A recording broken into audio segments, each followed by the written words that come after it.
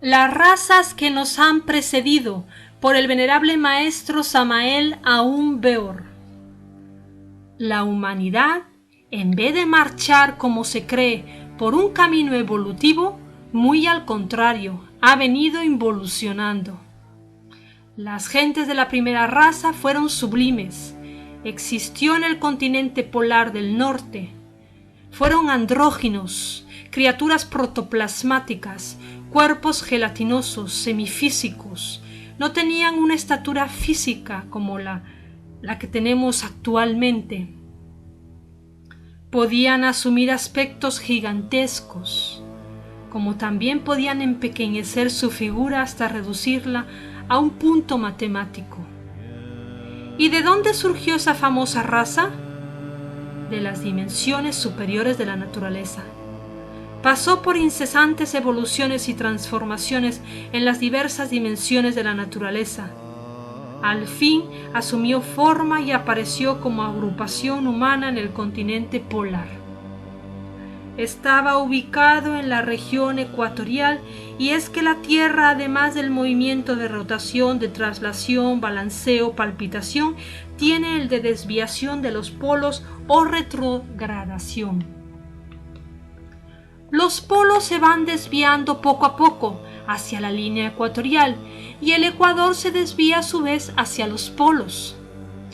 No necesitaba de caminar forzosamente, podía flotar libremente en la atmósfera circundante. Esa raza fue de color negro. El proceso de reproducción se realizaba entonces mediante el acto sexual fisíparo. Era un proceso semejante al de la división de las células. Así, por ejemplo, se va gestando la criatura dentro del vientre materno. Ese proceso ha quedado en la sangre.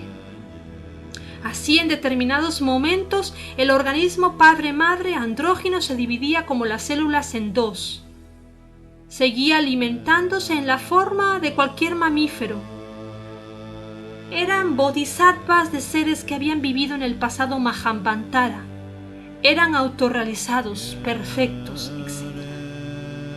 Tenían ciudades enormes, semifísicas, semietéricas, templos majestuosos. Se conoció la auténtica masonería oculta, muy semejante a aquella que fundara el conde Cagliostro en París y en Londres. Sabían poner a flote la parte masculina o femenina según la circunstancia. No era una materia inerte como la que ahora tenemos, dura, sino elástica, plástica, psíquica, espiritual, protoplasmática, de un bellísimo color azul intenso. Las montañas se hacían transparentes como el cristal. Vivían en estado paradisíaco, más allá del bien y del mal. En los templos de aquella masonería primitiva se trabajaba para hacer fecunda la materia caótica, a fin de que la divinidad se manifestara en forma intensiva. En la planta baja del templo, alrededor del ara, los andróginos divinos asistían a la liturgia.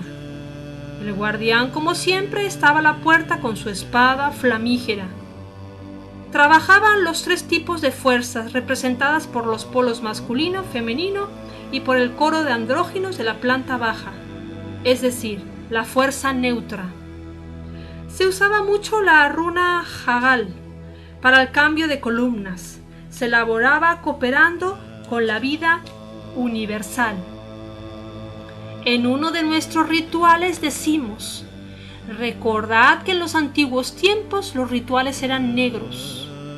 La vida entonces venía en proceso de descenso, desde lo espiritual hacia lo material. Por tal motivo, la simbología estaba de acuerdo con este proceso de la vida.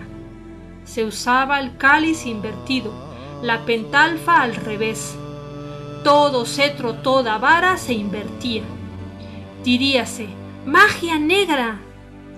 Hoy en día sí, pero en aquella época con eso se quería simbolizar el descenso del espíritu hacia la materia. Veníamos en bajada y había que simbolizar tal movimiento en alguna forma. En las épocas de luna llena celebraban los grandes ritos cósmicos. Los procesos se precipitaron. Aquellos cuerpos gelatinosos se volvieron más bien gaseosos. Aparece entonces la gente hiperbórea, la segunda raza. Estaban situados alrededor del casquete polar del norte. Formaba una herradura. Incluía el norte de Europa, de Gran Bretaña, que hoy en día todavía existen, aunque no en su totalidad.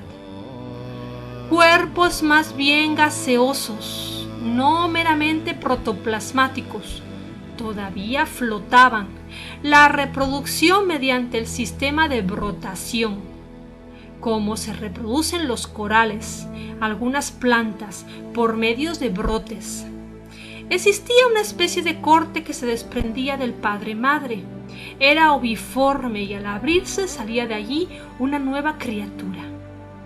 Todavía hay remanente de ello en el cuerpo. Brotan las uñas, el cabello, etc. Tuvo su civilización, su cultura. Sin embargo, no todo fue perfección entre los hiperbóreos. Hubieron fracasos, sobre todo al final de aquella raza. Tenían los poderes de la clarividencia completamente desarrollados y de la clariaudiencia. Cuando alguien se internaba en un bosque, no veían meramente árboles como hoy en día, sino gigantes que levantaban sus brazos, que gritaban. Eran los elementales vegetales. Más bien el árbol meramente físico, las cosas químico-físicas no eran percibidas. Percibían a los elementales de las rocas, a los gnomos o pigmeos, tan citados por los viejos alquimistas medievales. Llegaron a tener castas guerreras.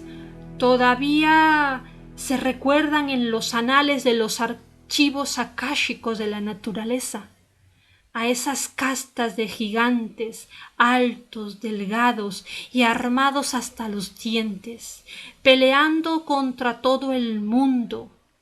Esos ya fueron los procesos involutivos del continente hiperbóreo. La Lemuria. Fueron hermafroditas, tenían desarrollados los órganos masculino y femenino a la vez. Eran de 4, 5 o 6 metros. Se reproducían por gemación, como se reproducen las aves, pero con la diferencia de que las aves tienen que realizar la cópula. Necesitan la cooperación para crear. Del ovario de la mujer vemos que cada 28 días se desprende un óvulo del folículo de Graf. Al desprenderse queda una pequeña heridita, de allí emana cierta cantidad de sangre, que es el menstruo. En ello surgía hacia el exterior ya completamente fecundado, porque ellos tenían los dos polos, el masculino y el femenino. Aquel huevo permanecía por un tiempo como el huevo de cualquier ave, entre su nido, y luego se abría. Tenían plenamente desarrollada la glándula pineal y percibían la tercera parte de todas las tonalidades del color que existe en el cosmos. La gente usaba en su lenguaje 300 consonantes y 51 vocales. La laringe no se había degenerado, el poder ablativo no se había deteriorado. Estaban provistos de una fuerza terrible. Homero nos cuenta en su Odisea sobre el cíclope que levantaba enormes rocas con sus manos, como si fueran pequeños guijarros. El ojo ciclópeo era la pineal. Parlaban en el idioma universal. Todavía no habían aparecido todos esos idiomas de la tierra.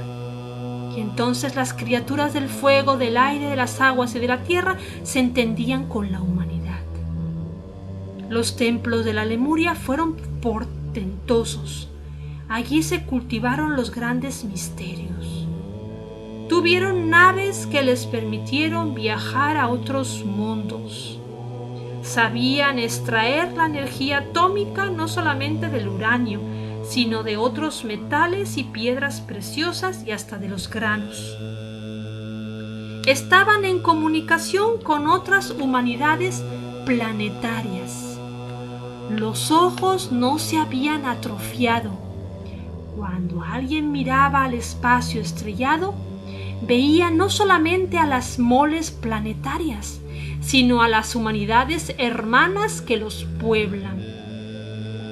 Podía percibirse a los genios que conducen a las esferas celestes. Los hierofantes de los templos percibían no solamente a los mundos existentes actualmente, sino los que existieron en pasados días cósmicos. Poco a poco las fuerzas solares y lunares actuaron sobre las biológicas, sobre la psiquis humana. Fueron produciendo lentamente el proceso de separación en sexos opuestos. Algunos comenzaron a nacer con un sexo más desarrollado que el otro a través de los siglos. Así se dividió la humanidad en sexos opuestos. La parte femenina siguió eliminando un óvulo de su ovario, pero ya no surgía fecundado interiormente. Se necesitó la cooperación sexual. Los kumarats o guías conducían a la gente anualmente en determinadas épocas del año, a través de inmensos territorios hasta los templos donde se debía verificar la reproducción de la especie. Todavía como leyenda o remanente de todo eso quedó el viaje de la luna de miel de los enamorados. El acto de reproducción se consideraba un sacramento. La reproducción se realizaba por Kriya Shakti, el poder de la voluntad y del yoga. Entonces nadie cometía el crimen de derramar el vaso de Hermes, de derramar el esperma sagrado. Durante la conexión del Lingam Yoni, cualquier zoospermo se escapaba para hacer fecunda una matriz. Y así es como venían al mundo las criaturas perfectas. No existía dolor en el parto. Había felicidad por todas partes.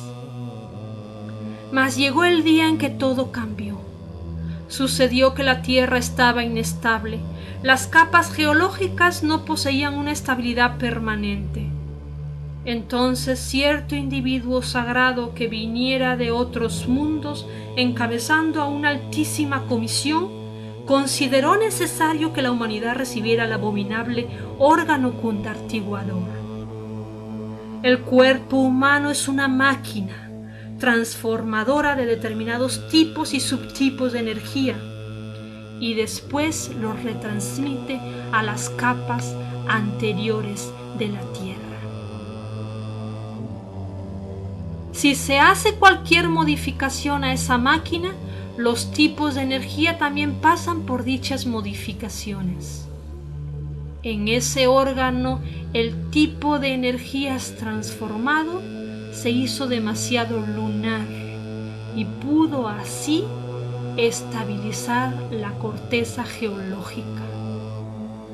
Aquellos seres inefables debieron entendérselas muy bien con la mónada de cada sujeto, a fin de que las mismas permitieran una mayor libertad al doble de cada uno, al Prometeo o Lucifer, a la reflexión logoica dentro de nosotros.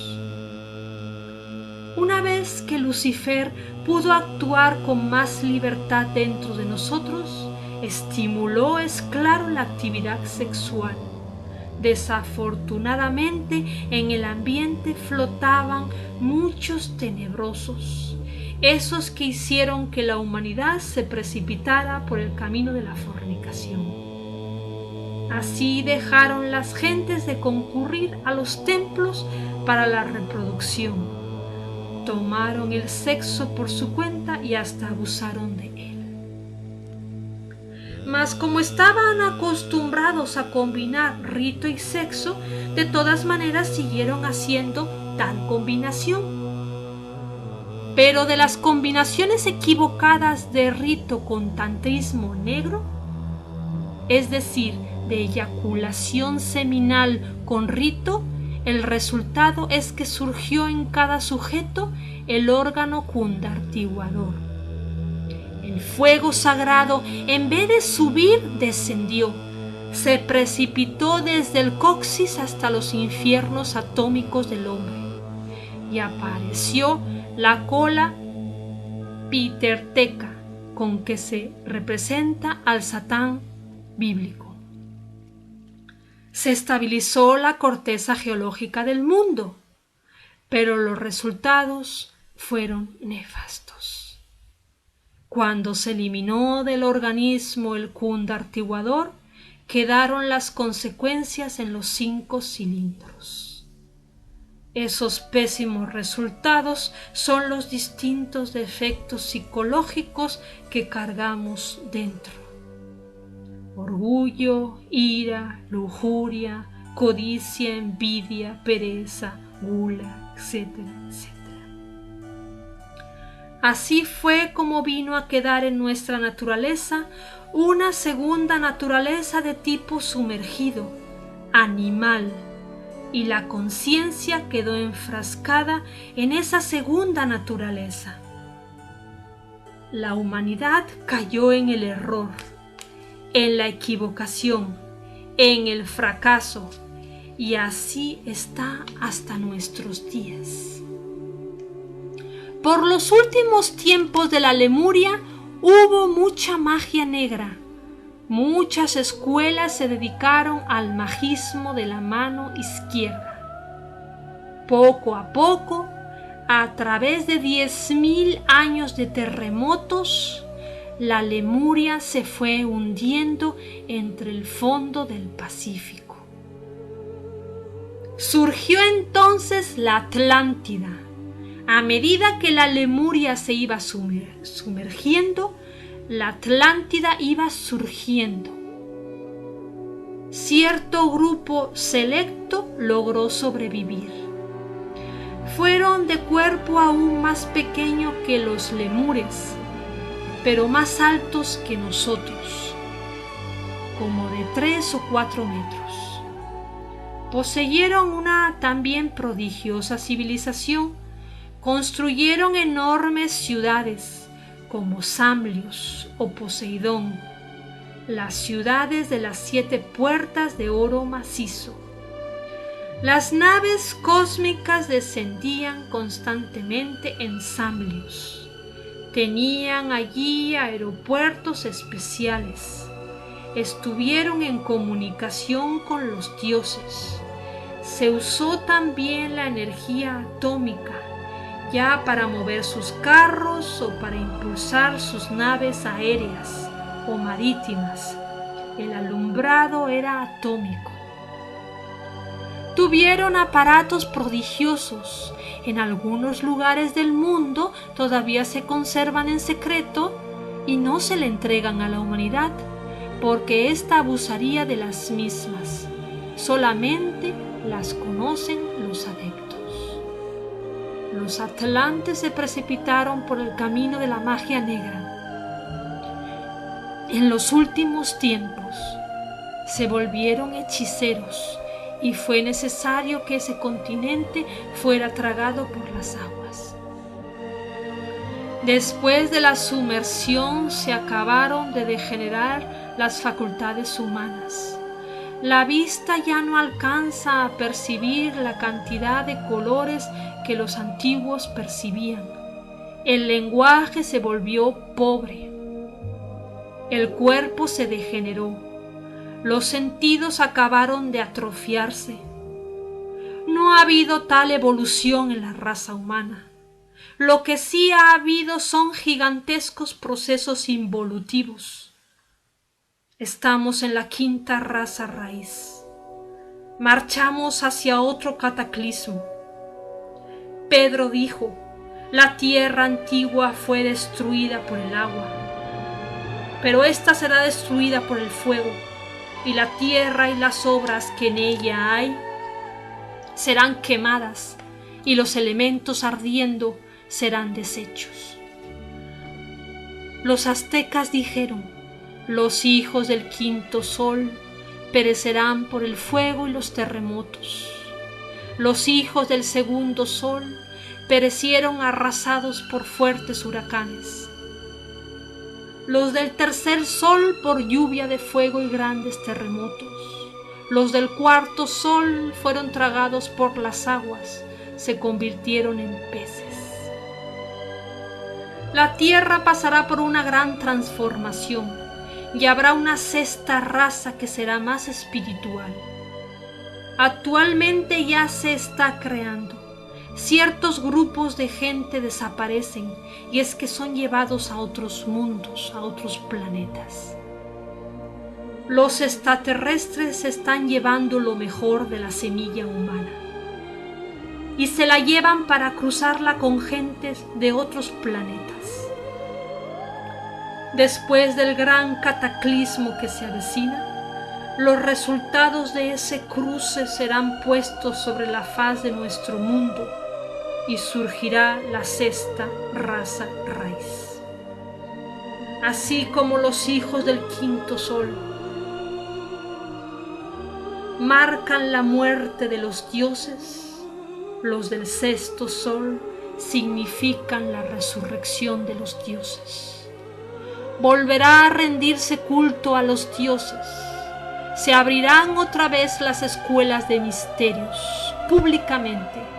Surgirán de nuevo las grandes civilizaciones esotéricas. Esa será la nueva Jerusalén. Y por último, habrá una séptima, la última. Así pues, para todo planeta que hay en el espacio, existe un plan.